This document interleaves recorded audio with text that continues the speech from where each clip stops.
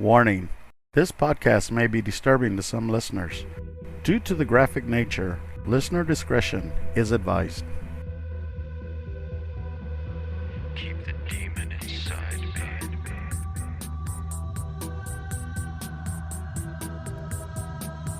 Keep the demon inside me.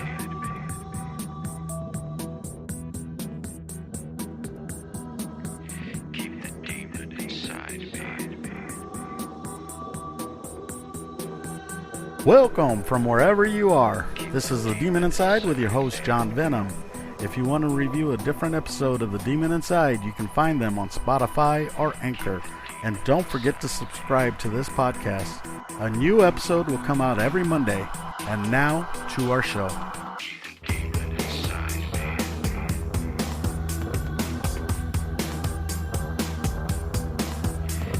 me. We'll be right back after these messages from our sponsors.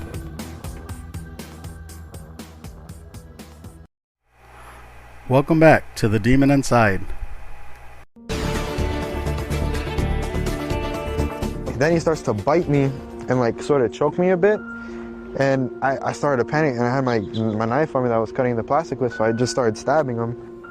Developing right now, an 18-year-old young man talking about how 28-year-old Anneson Joseph attacked him near his Delray Beach home. Palm Beach County Sheriff's deputies say Anneson attacked at least one other person. He was later shot by PBSO deputies and died at Delray Medical Center.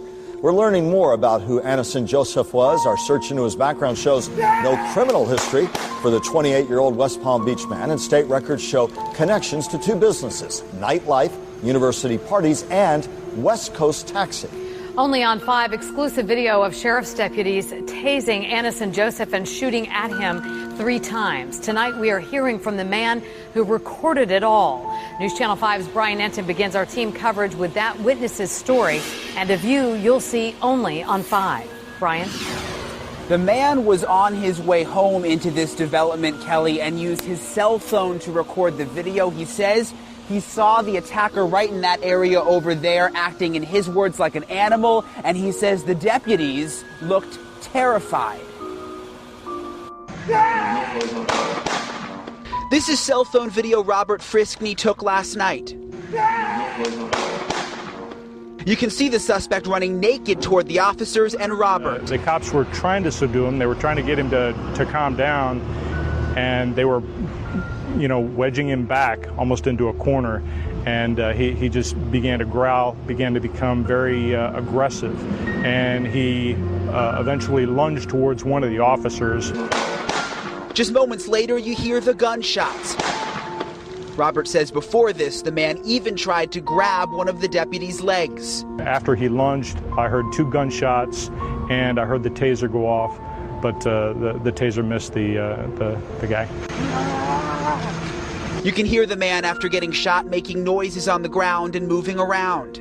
Yeah, actually, I believe it is. Look, there's blood on it. Just minutes before this, investigators say he attacked this teenager, biting him in the face. I can say from personal experience, if this guy can take a couple stab wounds, a couple gunshots, and still kind of move and try to hurt people, I think, they did what they had to do to protect everybody.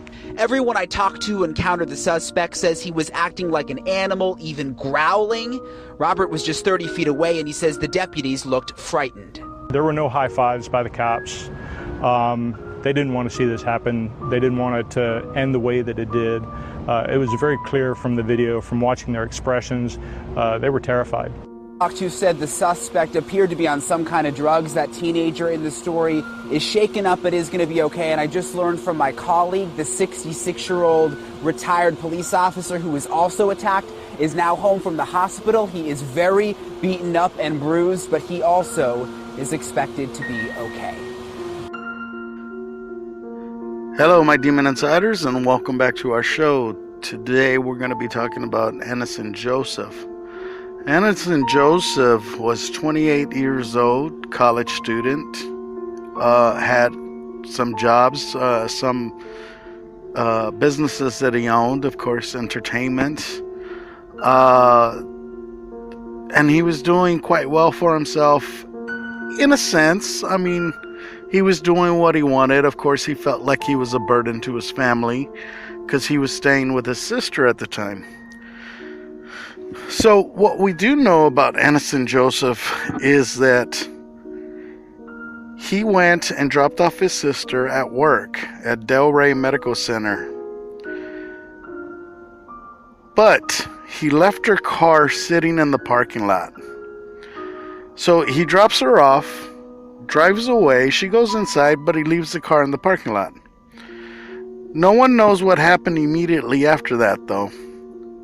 What is known is that Joseph found his first victim about an hour later and was shot 45 minutes after that. So from where he was at to his first victims, it was 3.5 miles.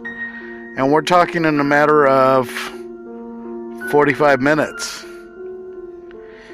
So, naked, because the clothes never found his clothes. And running had to be for 3 miles, 45 minutes. That's pretty extraordinary, I would think. So, what happened in the 45 minutes before he was shot, he had beaten a retired cop, bitten a teenager's face, and apparently choosing his victims at random. When the deputies found him, he was speaking incomprehensibly, holding something metallic in his hand, flexing his muscles, and moving from side to side.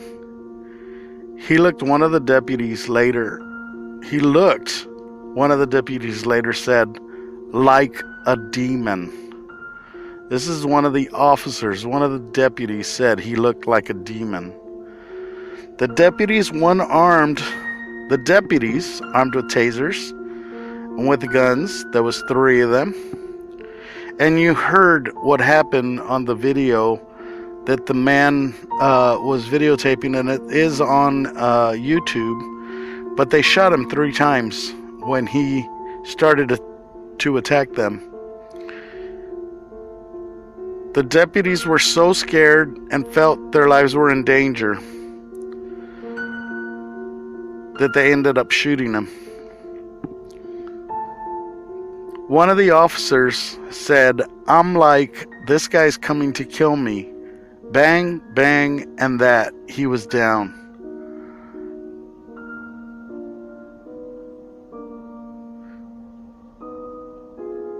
So Anneson Joseph's family was really upset, to say the least. Instead of the police de-escalating the situation, they chose deadly force. Now, here's the situation that I'm in, because we are looking for the demon inside. And Anneson Joseph showed the same symptoms that Rudy Eugene had, that Austin Haroff had. I mean, if you really look at this case, it almost seems like the same thing. The guy's naked, growling, fighting, looked like a demon. And of course, like everything else, a toxicology report showed Joseph had no alcohol or drugs in his system, aside from seizure medication. That was straight from the medical examiner. But he says it did not explain his erratic behavior. So Deputy Jesus Pujol, the unarmed deputy at the scene of the fatal exchange, told investigators Joseph looked like a demon, saying there was no real other way to describe it. I'm like, this guy is either, mentally going through something serious right now or on drugs, he said, according to the report. I mean, his eyes were as big. I mean, I've never seen anything like that. That's what one of the officers said. So again, we talk about the demon inside. They got into Austin Haroff. They got into Rudy Eugene. And now Anneson Joseph.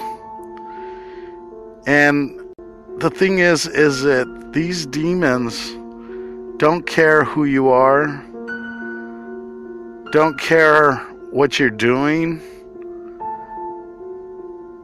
and don't even ask permission. They just jump in. So, again, we're talking about superhuman strength. We're talking about acting like an animal, eyes wide. And the officers felt like their lives were in danger, and there was 3 of them. And they were armed. 2 officers were armed, 1 officer with a taser. And they felt like their lives were in danger because Anneson Joseph was trying to attack him.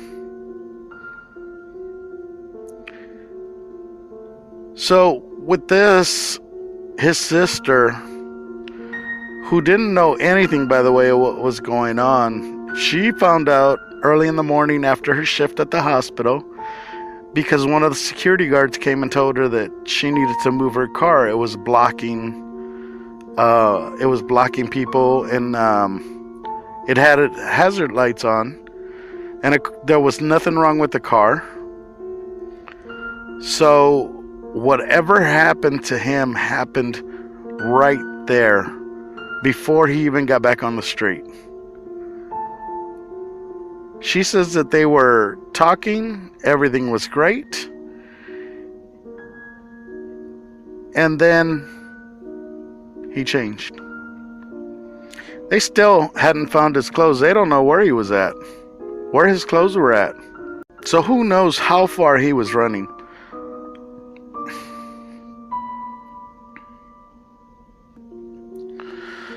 So after this hit the news, Anneson Joseph's family couldn't understand what happened.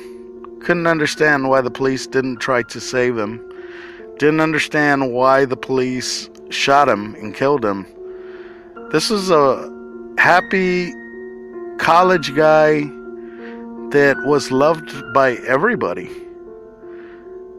As a matter of fact, one of the interviews is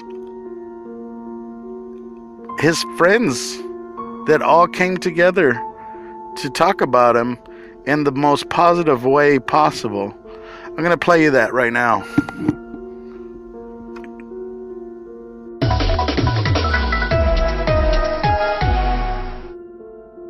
We begin tonight with new details about the rampaging man shot and killed by deputies in Delray Beach in a conflict caught on camera. Good evening. I'm Todd McDermott. And I'm Tiffany Kenny. Thank you for joining us. Tonight, the friends who knew the suspect for years are talking for the first time about the man they knew.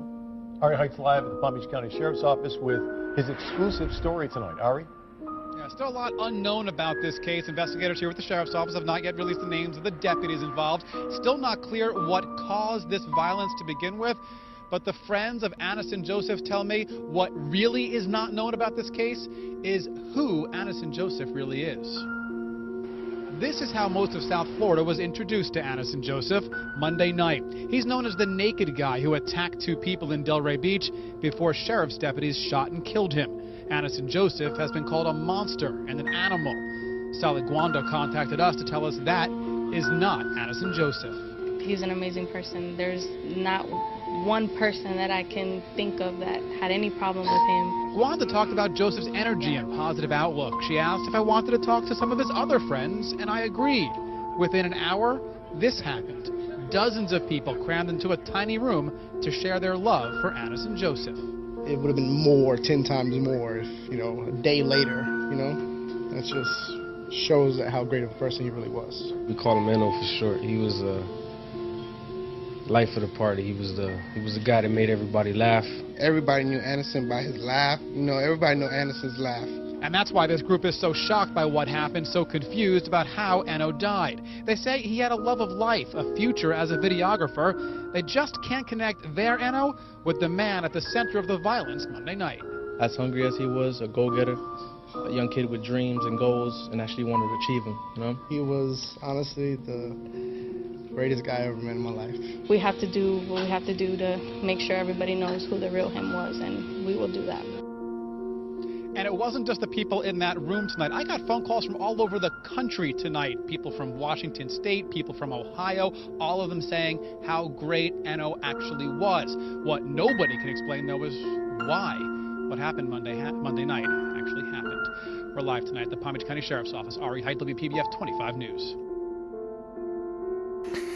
So we got to take this little by little. He was 28 years old. This was way past the time frame that people start showing signs of schizophrenia or bipolar or whatever the case may be. And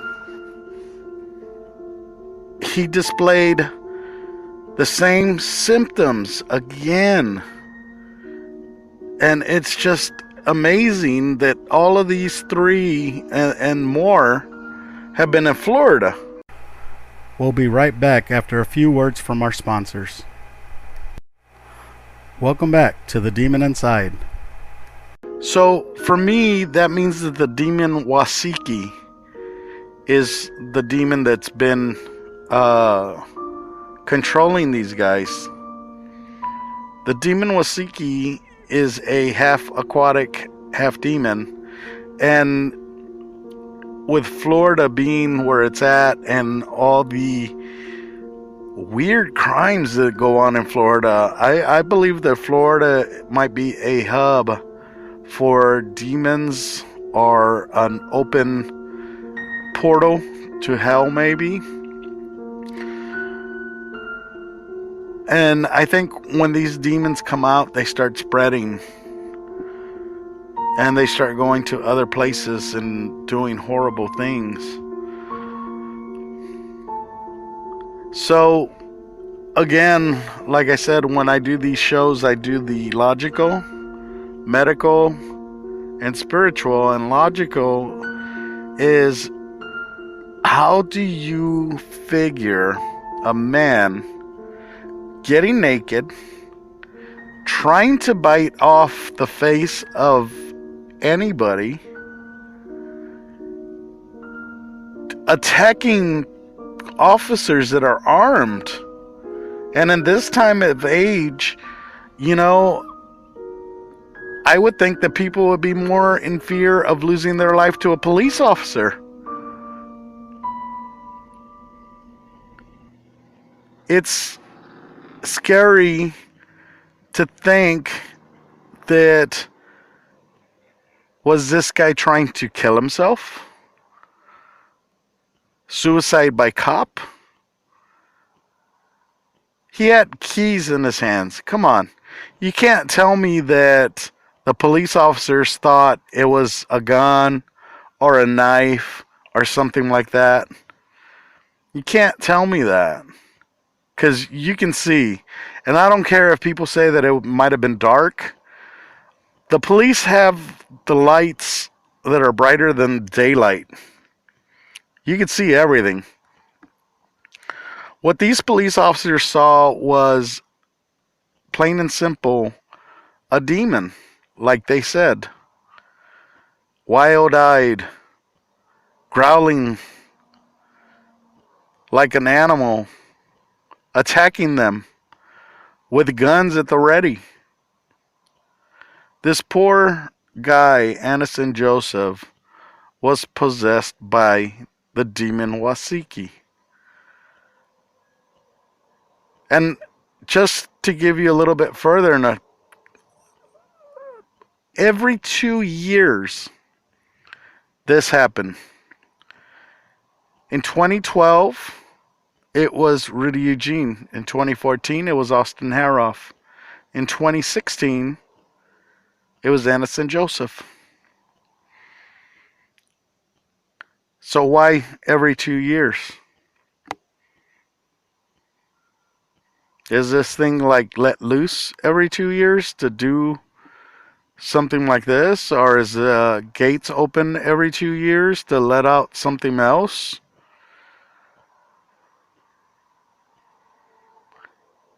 So the logical, of course, for me, there's no way.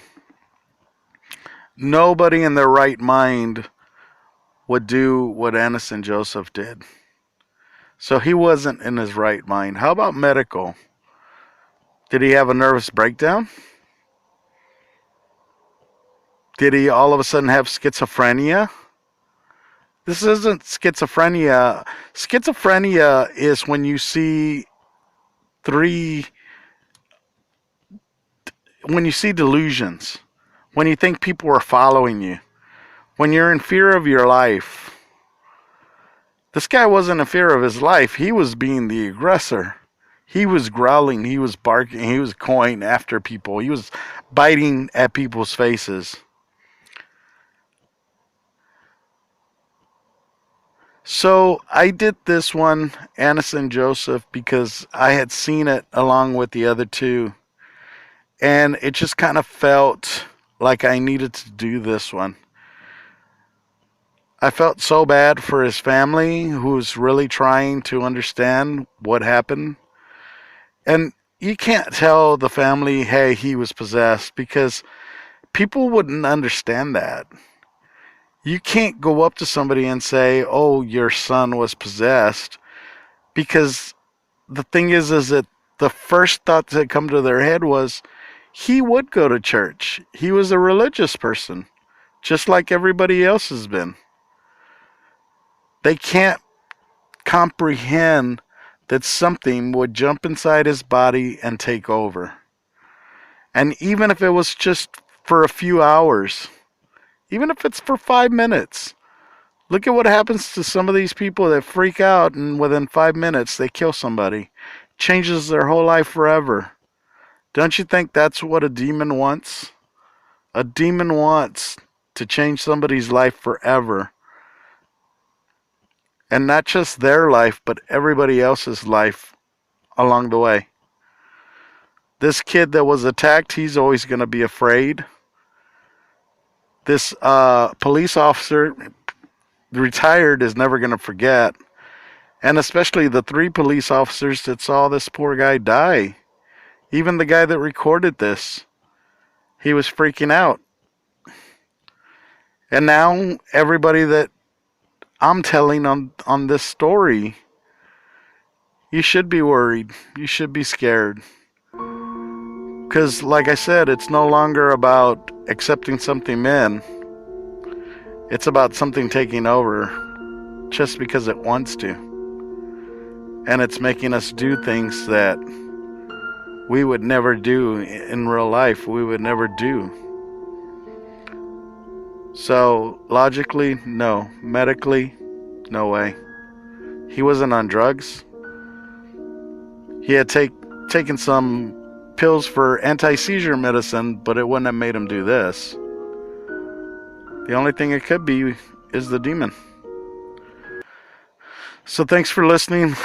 Next week, I will have a new one, hopefully within a couple of days. And to you, everybody listening, you guys be safe. Be careful out there.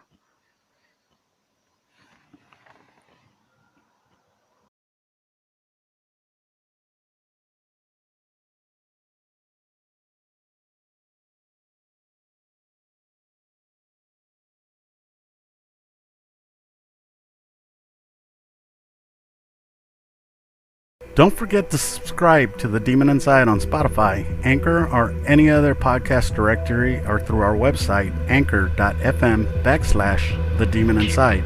A new episode of The Demon Inside comes out each Monday.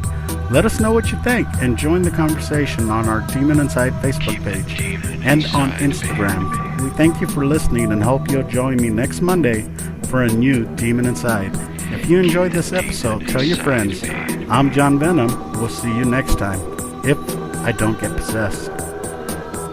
The Demon Inside was created and written by James Porter. It's a production of Venomous Entertainment. Theme music, Demon Inside, is on the album Conjure One by Reese Fulber. Background music was created by Lucas King.